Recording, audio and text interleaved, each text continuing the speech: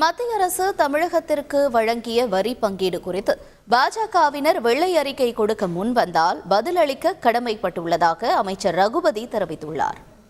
இங்கே இருக்கக்கூடிய கஸ்டம்ஸ் மூலமாக கிடைக்கின்ற வரி, சுங்க வரி, அதை போல உற்பத்தி வரி, எக்ஸைஸ் டியூட்டி, இவை எவ்வளவு தமிழகத்திலிருந்து அவர்களுக்கு கிடைத்தது என்பதையும் மறைத்து விட்டார்கள். பல்வேறு நிலக்கரி சுரங்கங்கள், அதே போல ரயில்வே முனையங்கள், விமான முனையங்கள், இவற்றிலிருந்து பல லட்சம் கோடி வருமானம் வருகிறது.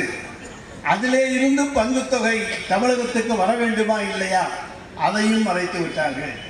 இவை எல்லாவற்றையும் கூட்டி கழித்து பார்த்தால் எங்களிடமிருந்து நீங்கள் பெற்றதிலே பாதி கூட தரவில்லை என்பதுதான் உண்மை.